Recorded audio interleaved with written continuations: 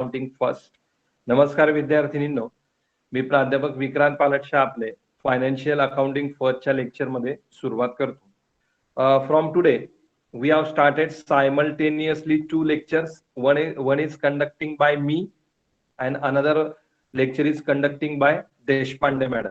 आजपासून आपण सायमल्टेनियसली दोन लेक्चर या ठिकाणी चालू केलेले आहेत, कारण की बऱ्याच विद्यार्थिनींना ऍडमिट होता येत नाहीये आणि त्यामुळे बऱ्याच विद्यार्थिनी लेक्चरला ऍडमिट होऊ शकत नाही. म्हणून आपण काय केलं की दोन लेक्चर चालू केलेले आहेत. ज्या विद्यार्थिनी देशपांडे मॅडमच्या लेक्चरला जॉईन होऊ शकणार नाही त्यांनी या लिंकवर क्लिक करायचं आहे आणि माझ्या लिंकला जॉईन व्हायचं आहे. नंतर ज्या वेळेस आपल्या डिव्हिजन होतील डिव्हिजन वाईज, तर डिव्हिजन बी ही देशपांडे मॅडमकडे असेल आणि डिव्हिजन सी ही माझ्याकडे असेल अकाउंटच्या लेक्चरसाठी. ओके, त्यामुळे अजून तर आपले ऑन पेपर डिव्हिजन नाही, तरी सुद्धा आपण दोन लेक्चर आजपासून सुरू केलेले आहेत. म्हणून काही विद्यार्थिनी देशपांडे मॅडमच्या लेक्चरला जॉईन होऊ शकतील, काही विद्यार्थिनी माझ्या लेक्चरला जॉईन होऊ शकतील. Okay, so from today we are starting the unit number 2 of our syllabus. It is piecemeal distribution of cash. आजपासून आपण आजच्या लेक्चर मध्ये आपण piecemeal distribution of cash हे युनिट क्रमांक 2 आहे आपल्या सिलेबस मधील, त्याला सुरुवात करतो आहे. Number 1 first unit, it was the basic unit related to some basic concept conventions and related to the emerging trend of accounting that was completed by the Deshpande madam. Unit क्रमांक 1 जे basic concept convention emerging trend in अकाउंटिंगशी संदर्भात होतं, थिओरॉटिकल unit होतं, ते unit Deshpande मॅडमने complete केलेलं आहे. Now we are starting from the unit number 2. It is piecemeal distribution of cash. आपण युनिट क्रमांक 2 जे आहे पिसमिल डिस्ट्रीब्युशन ऑफ कॅश त्याला सुरुवात करतो. Now this unit is a practical unit for us. On this unit we have to solve the problem also. हे जे unit आता आपलं आहे हे प्रॅक्टिकल युनिट आहे, यावर आपल्याला प्रॉब्लेम देखील सॉल्व्ह करायचे आहेत. Okay, that's why understood each and every concept clearfully. If you have any doubt in any concept at that time while asking the question, when I will ask you the question that you have understood. If you have difficulty, you can kindly unmute yourself and you can ask me. I will repeat that point for once again. म्हणजे आता आपण या युनिटचा जो अभ्यास करू, तर यामध्ये सर्व कन्सेप्ट या व्यवस्थित प्रकारे तुम्हाला समजावून सांगितल्या जातील. जर कुठलीही कन्सेप्ट समजलेली नसेल तर ज्यावेळेस मी विचारेल त्यावेळेस कृपया आपला मायक्रोफोन अनम्यूट करा आणि प्रश्न विचारा. जोपर्यंत तुम्हाला तो मुद्दा समजणार नाही तोपर्यंत आपण पुढचा मुद्दा अभ्यासणार नाही. तर आपल्यासाठी सर्वात महत्वाचं काय, ही कन्सेप्ट तुम्हाला समजणं. The most important point for us that you should understand the concept. तुम्हाला कन्सेप्ट समजणं हा आपला मुद्दा आहे. लवकर अभ्यासक्रम संपवणं वगैरे, these are not important point. हे आपल्यासाठी महत्वाचं नाही. आपल्यासाठी महत्वाचं आहे अंडरस्टँडिंग, मुद्दा समजणं. Once you understand the concept easily you can solve the problem. जर कन्सेप्ट तुम्हाला व्यवस्थित समजली मग कितीही प्रॉब्लेम असू द्यात तुम्ही सहज सॉल्व्ह करणार. But if you didn't understand the concept then it will create the problem. जर कन्सेप्ट व्यवस्थित समजली नाही तर मात्र त्यामुळे अडचणी निर्माण होतात. So the most important thing that you should understand each and every concept. Okay, so now we are starting the unit number 2 of our syllabus. It is the piecemeal distribution of cash. Okay, so this is the fresh topic for you. Okay, when you studied the accountancy in your 11th and 12th, I think you did not study about the piecemeal distribution of cash. हा पूर्णतः नवीन topic आहे तुमच्यासाठी. ज्यावेळेस तुम्ही तुमच्या 11वी आणि 12वीच्या अकाउंटिंगचा अभ्यास केलेला होता हा मुद्दा त्या ठिकाणी आलेला नसेल. That's why I told it is the fresh point. नवीन आहे हा पॉइंट तुमच्यासाठी. But when you studied the organisation of commerce OC subject in your 11th or 12th, definitely you studied about the partnership form, right. ज्यावेळेस तुम्ही मला वाटतं 11वी किंवा 12वीला organisation of commerce या विषयाचा अभ्यास केलेला असेल, ओसी आपण त्याला ओसी म्हणतो, या विषयाचा ज्यावेळेस तुम्ही अभ्यास केलेला असेल तर नक्कीच तुम्ही पार्टनरशिप फर्म हा मुद्दा त्या ठिकाणी नक्कीच अभ्यासलेला असेल ऍज पर माय नॉलेज, म्हणजे माझ्या माहितीनुसार. ओके, सो अभ्यासला होता का पार्टनरशिप फर्म हा मुद्दा? कुणी अनम्यूट करून सांगू शकतं पार्टनरशिप फर्म विषयी तुम्ही 11वी किंवा 12वीला अभ्यास केलेला आहे का? Yes sir. Yes sir. Okay, तुम्ही ओके ओके, म्हणजे तुम्ही पार्टनरशिप फर्म ही अभ्यासलेली आहे 11th and 12th मध्ये. So this piecemeal distribution of cash that is related to the partnership firm. आता हा पिसमिल डिस्ट्रीब्युशन ऑफ कॅश ज्या हा पॉइंट हा युनिट हा मुद्दा आपण अभ्यासणार आहोत, हा सुद्धा कशाशी संबंधित आहे? हा संबंधित आहे पार्टनरशिप फर्मशी. नाव पार्टनरशिप फर्म, थोडक्यात आपण पार्टनरशिप फर्म म्हणजे काय ते समजून घेऊया. Okay, according to the Indian Partnership Act 1932, where two or more partners join and establishes a business, that firm is called as the partnership firm. भारतीय भागीदारी कायदा 1932 नुसार ज्या वेळेस दोन किंवा त्यापेक्षा जास्त व्यक्ती एकत्रित येतात आणि या कायद्यानुसार व्यवसायाची निर्मिती करत असतात, त्या संघटनेला, त्या फर्मला आपण काय म्हणणार आहोत? भागीदारी संस्था, म्हणजेच काय? Partnership firm. Okay, that is the simple meaning of the partnership firm. हे अत्यंत सिंपल मिनिंग आहे. So then what are the characteristics, what are the other structure of the partnership firm, that we are not discussing. आता partnership फर्मच्या मग characteristic काय, गुणधर्म काय, किंवा इतर संबंधित गोष्ट काय, ते आपल्याला या ठिकाणी अभ्यासायचं नाही. फक्त आपल्या या मुद्द्यासाठी आपण सर्वात प्रथम काय केलेलं आहे? फक्त अर्थ समजून घेतलेला आहे पार्टनरशिप फर्म म्हणजे काय. नाव this piecemeal distribution of cash that is related to the dissolution of partnership firm. आता हा piecemeal distribution of cash जो मुद्दा आहे तो कशाही संदर्भात आहे? dissolution of the partnership firm. आता dissolution of partnership firm, when partnership firm is closed down, when partnership firm is shut down, that is called as the dissolution of partnership firm. आता पिसमिल distribution काही संदर्भात आहे तर डिझॉल्युशन of partnership firm म्हणजे ज्या वेळेस partnership firm भागीदारी संस्थेचं अस्तित्व हे संपुष्टात येत असतं, बंद केली जाते पार्टनरशिप फर्म, क्लोज डाऊन केली जाते, शट डाऊन केली जाते, त्याच्याशी संदर्भात आहे पिसमिल डिस्ट्रीब्युशन ऑफ कॅश. आता पार्टनरशिप फर्म ही का शट डाऊन केली जाते, that we are not going to study. Partnership firm बंद करण्यामागे, शटडाऊन करण्यामागे बरेच कारण आहे, पण ते सुद्धा आपल्याला अभ्यासायचं नाही. फक्त आपल्याला काय समजून घ्यायचंय? डिझॉल्युशन ऑफ पार्टनरशिप फर्म. का? कारण की डिझॉल्युशन ऑफ पार्टनरशिप फर्म नंतर जी पुढची प्रोसेस चालू होणार आहे, that is the piecemeal distribution of cash. The process that will start after the dissolution of partnership firm, that is called as the piecemeal distribution of cash. म्हणजे ज्यावेळेस एखादी partnership firm बंद केली जाईल, क्लोज डाऊन केली जाईल, shutdown केली जाईल, त्यानंतरची जी पुढची प्रक्रिया असणार आहे त्याला काय म्हटलं जाणार आहे? Piecemeal distribution of cash. Okay, so now first of all in this unit we are going to understand dissolution of partnership firm.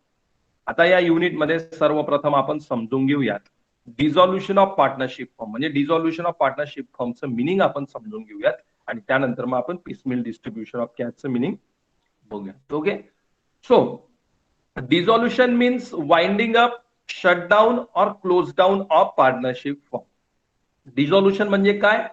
की जी पार्टनरशिप फर्म असेल ती वाइंडिंग अप करणे, शटडाऊन करणे और क्लोज डाऊन करणे म्हणजे बंद करणे, म्हणजे त्याचं अस्तित्व संपुष्टात आणणे. कशाचं अस्तित्व संपुष्टात आणणे? तर ते पार्टनरशिप फर्म म्हणजे भागीदारी संस्थेचं. Okay, according to the section 39 of the Indian Partnership Act 1932, the dissolution of partnership between all partners of a firm called dissolution of partnership firm. Okay, म्हणजे भारतीय पार्टनरशिप, भारतीय भागीदारी संस्था कायदा 1932 च्या सेक्शन 39 नुसार, 39 नुसार ज्या वेळेस सर्व पार्टनर्स जे पार्टनरशिपचे भागीदार आहेत, ओके, डिझॉल्युशन ऑफ पार्टनरशिप त्यांची जी पार्टनरशिप असेल, भागीदारी जी असेल, ती भागीदारी ज्या वेळेस क्लोज डाऊन होईल म्हणजे संपुष्टात येईल त्यालाच काय म्हटलं जाणार आहे? डिझॉल्युशन ऑफ पार्टनरशिप फर्म, भागीदारी संस्था बंद करणे. आता केव्हा? सेक्शन 39 इंडियन पार्टनरशिप ऍक्ट 1932 नुसार जे काही पार्टनर असतील एखाद्या पार्टनरशिप फर्म मधले, त्यांची पार्टनरशिप ज्या वेळेस संपुष्टात येणार आहे त्यालाच काय म्हटलं जाणार आहे, dissolution of the partnership firm. When the dissolution of partnership it is called as the dissolution of partnership firm.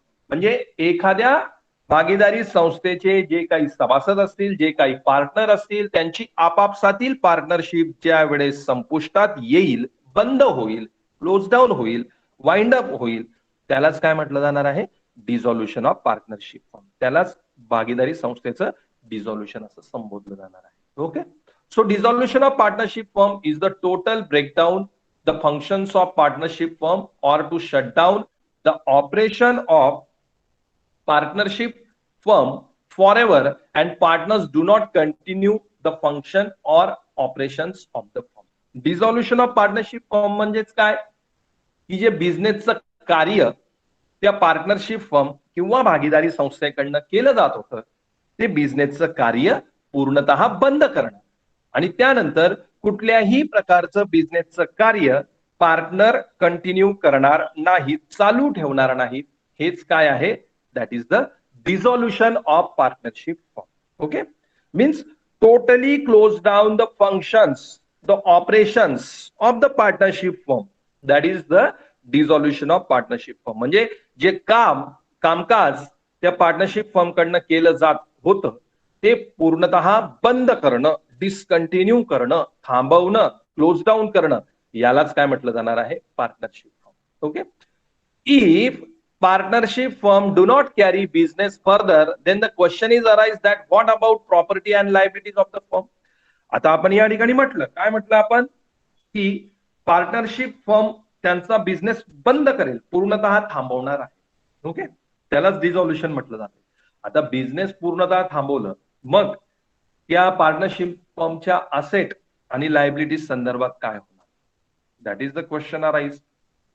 आता एखादी पार्टनरशिप फर्म बंद करण्याचं ठरलंय, बंद करायची ती पार्टनरशिप फर्म. त्या पार्टनरशिप फर्मच्या काही असेट आणि लायबिलिटीज तर असतील, मग त्याचं काय करायचं. ओके.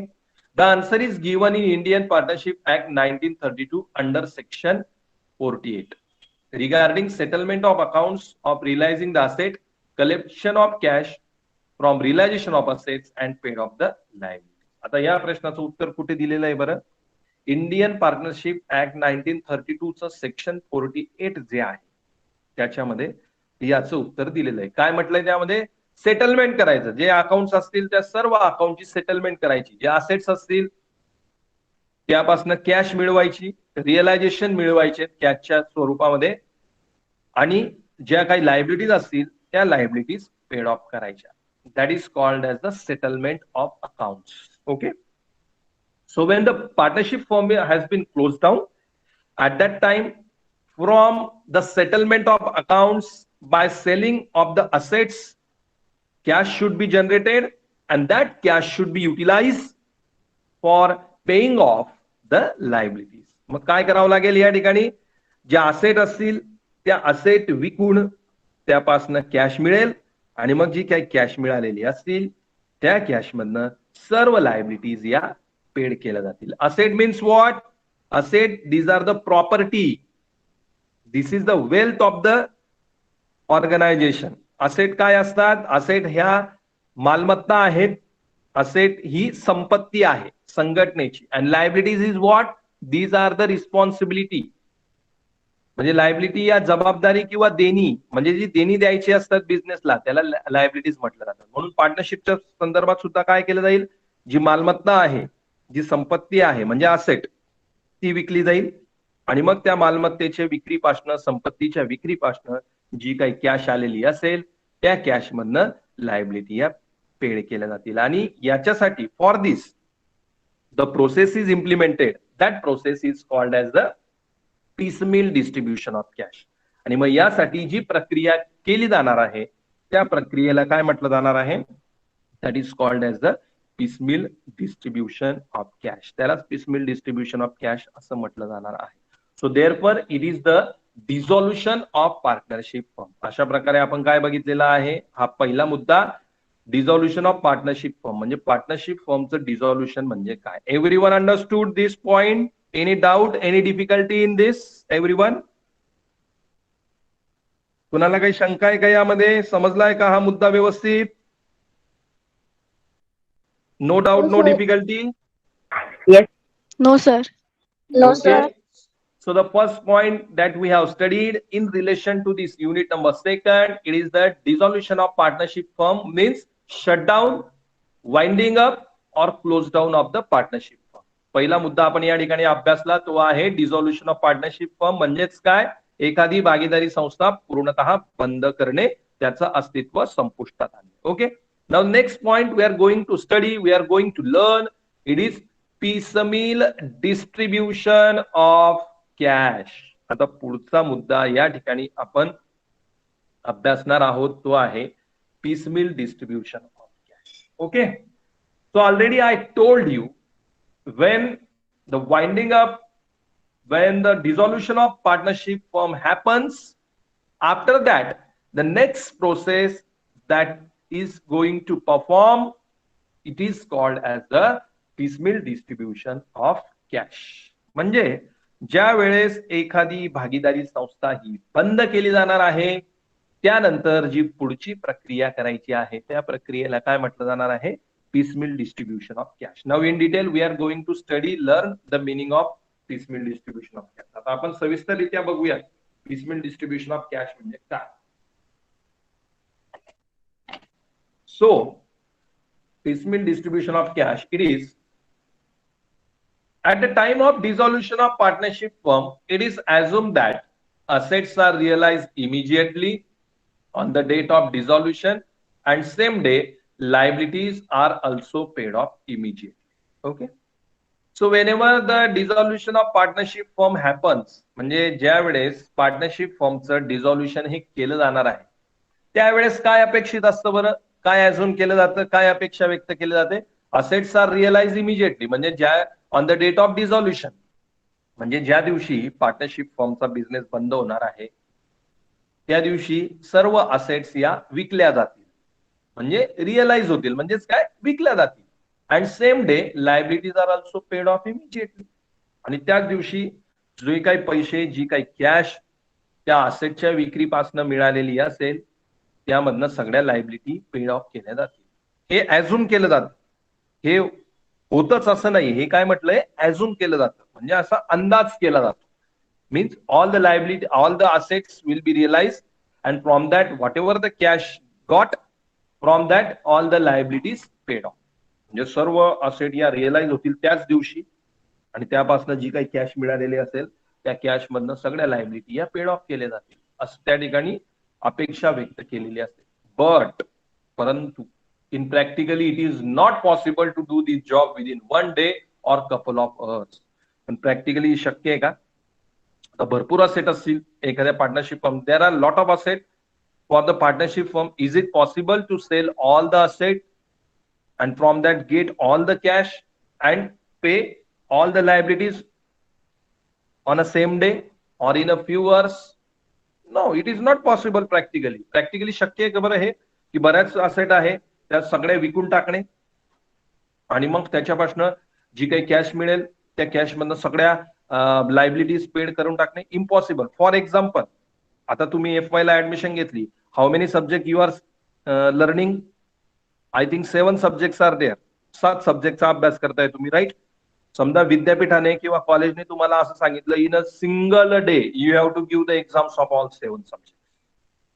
कॉलेजने किंवा विद्यापीठाने तुम्हाला असं सांगितलं की ठीक आहे आता आम्ही परीक्षा घेतो आणि एकाच दिवसात तुम्हाला 7ही सब्जेक्टची परीक्षा द्यायची. शक्य आहे का? Practically is it possible? It's not possible. शक्यच नाहीये, इम्पॉसिबल ही गोष्ट. Same thing related to the realisation of asset, म्हणजे एकाच दिवसात सगळ्या असेट विक्री करणं, त्याच्यापासून पैसे मिळवणं आणि सर्व लायबिलिटीज पेड ऑफ करून टाकणं, हे प्रॅक्टिकली शक्य नाही. Okay. It takes some day or months for sale of asset and the payment of the liabilities of the firm. यासाठी काही दिवस लागतील, काही महिने सुद्धा लागतील असेट विक्री करायला. म्हणजे काही दिवसांमध्ये त्या असेट विक्री होतील किंवा अजून त्यासाठी काही महिन्यांचा कालावधी लागेल आणि मग त्याच्यापासून जी काही कॅश मिळेल, जशी ती कॅश मिळेल त्या प्रकारे त्या लायबिलिटी या पेड ऑफ केल्या जातात.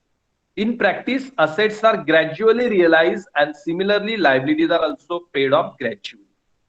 आता ज्या वेळेस पार्टनरशिप फॉर्मचं डिझॉल्युशन झालं आणि त्यानंतर ज्या असेट विकल्या जात आहेत त्या कशा विकल्या जातील, कशा रिअलाइज होतील, ग्रॅज्युअली.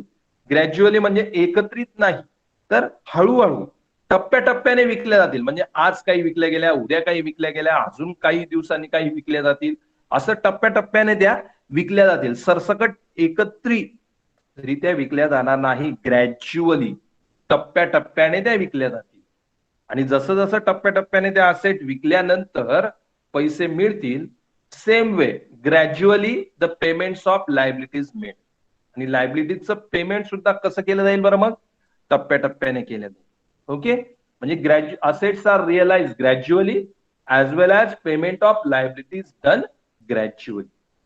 म्हणजे हळूहळू टप्प्याटप्प्याने त्या असेट विकल्या जातील आणि मग त्याचं जे काही पेमेंट असेल लायबिलिटीजला देण्याचं, ते पेमेंट सुद्धा ग्रॅज्युअली म्हणजे हळूहळू टप्प्याटप्प्याने केलं जाईल. Okay, for getting it takes long time to realise all assets and payments of all liabilities. मग यासाठी जो वेळ लागतो म्हणजे असेट विकण्यासाठी, असेट रिअलाइज करण्यासाठी, तो सुद्धा जास्त असतो आणि म्हणून लायबिलिटी पेमेंट करण्याला लागणारा वेळ सुद्धा आपोआप हा जास्त असणार आहे. So the long time requires to realise all asset as well as to pay all liabilities.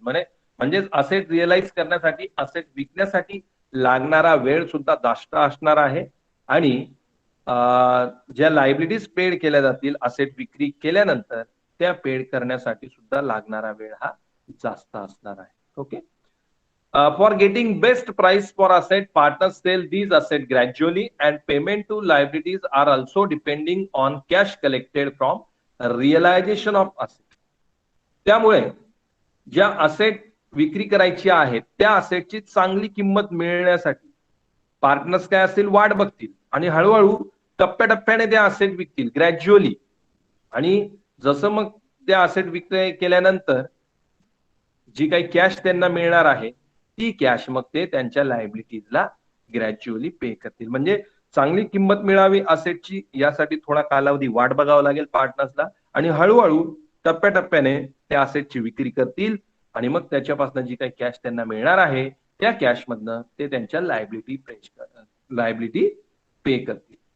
This arrangement of selling assets and payment of liabilities and partners in pieces is called as piecemeal distribution of cash.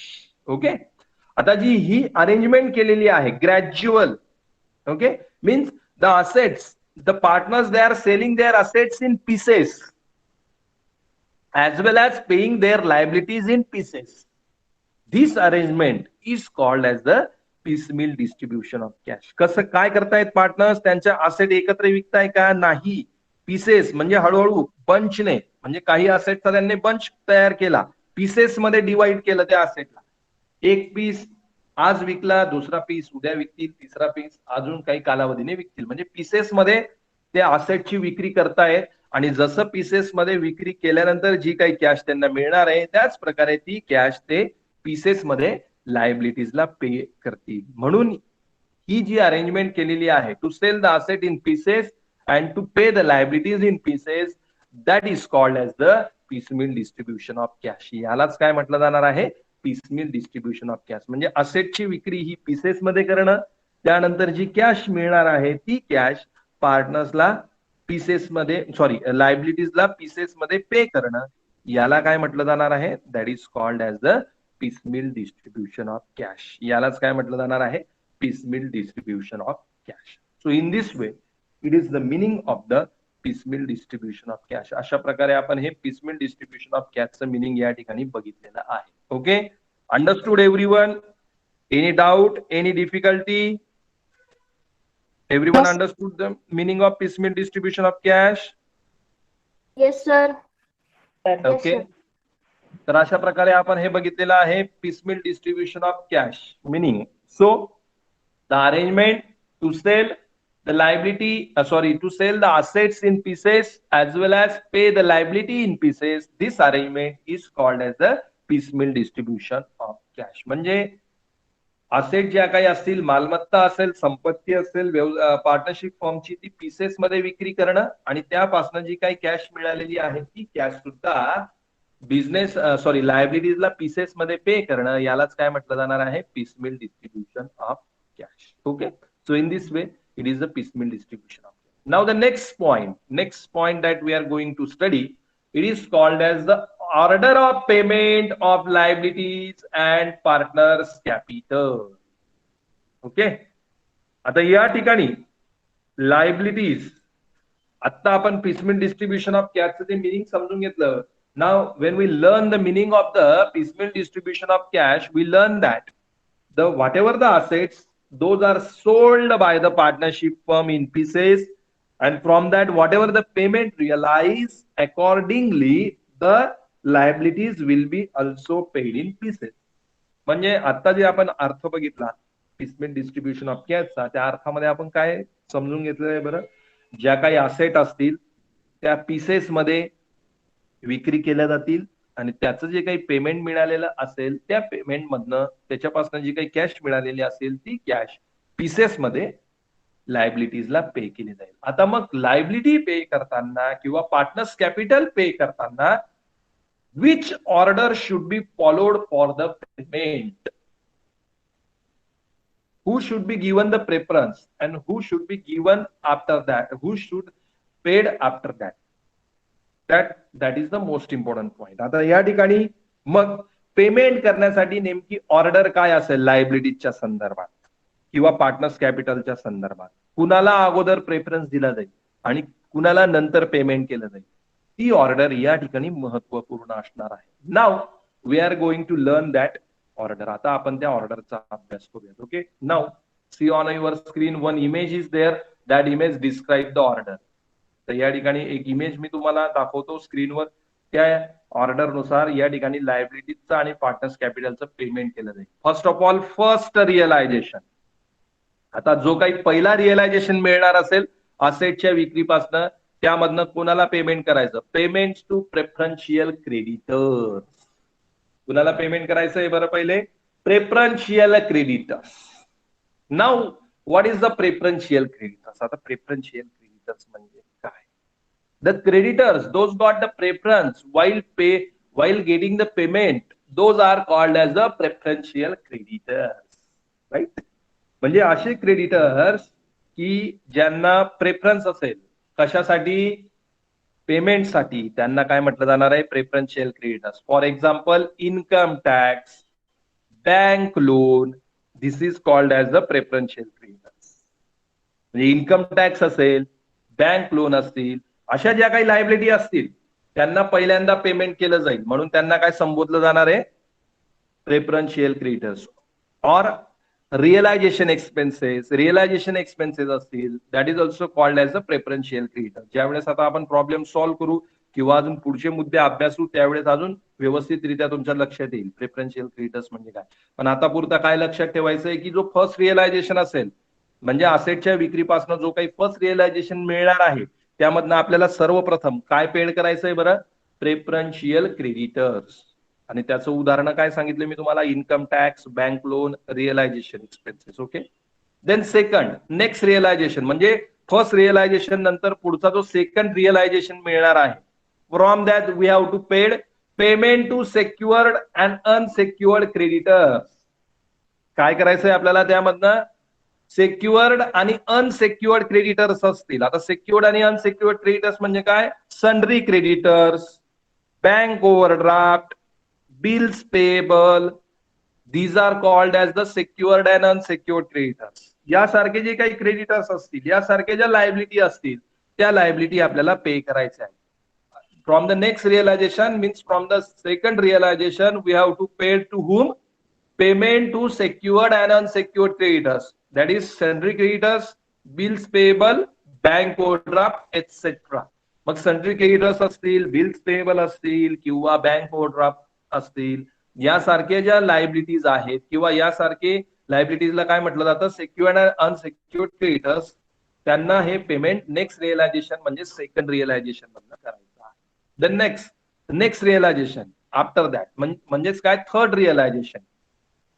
Third realisation कुठल्या liability pay केल्या जातील? Payment to internal liabilities. The third realisation is paid to whom?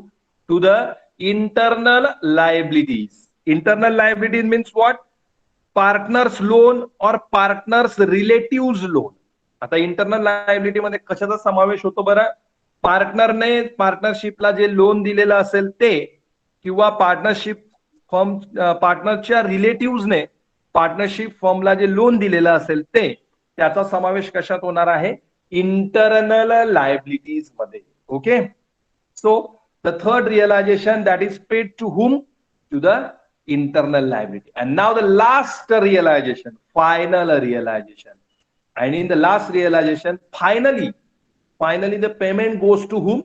Lastly, payment to partners capital. शेवटी कुणाला payment केलं जाणार आहे बरं?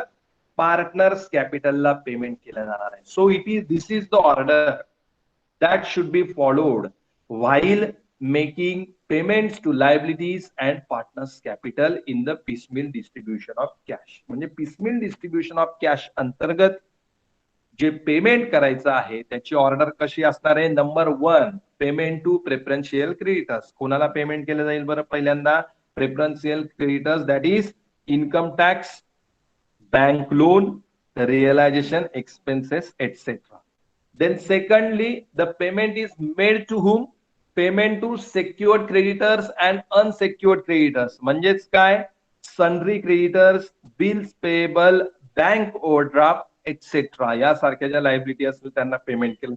Then third, payment to internal liabilities. म्हणजे पार्टनर्स लोन और पार्टनर्स रिलेटिव्ह लोन. म्हणजे पार्टनरचं लोन असेल किंवा पार्टनरच्या नातेवाईकांचं जे काही लोन असेल, अशा ज्या लायबिलिटी असतील त्यांना पेमेंट केलं जाईल. अँड ऍट द एंड, सर्वात शेवटी, पेमेंट टू पार्टनर्स कॅपिटल. आणि मग जे काही पार्टनर्स आहेत त्या पार्टनरशिप फर्मचे, त्यांना पेमेंट केलं जाणार आहे. Okay, so in this way this is the order of payment to the liabilities and partners capital. अशा प्रकारे या ऑर्डर मध्ये पिसमिल डिस्ट्रीब्युशन अंतर्गत लायबिलिटीज आणि पार्टनर्स कॅपिटलला पेमेंट हे केलं जाणार आहे. Okay, now everyone understood the order of payment of liabilities and partners capital? Yes, sir. Yes, sir. Any doubt, Yes, any sir. difficulty? No, Now, sir. all No, these sir. points, No, sir. all these points are very important for us because this point we will utilize while solving the problem. आता जे मी मुद्दे तुमच्या समोर मांडतोय, समजून सांगतोय तुम्हाला, हे सर्व मुद्दे आपल्याला लक्षात ठेवणं अत्यंत आवश्यक आहे. का?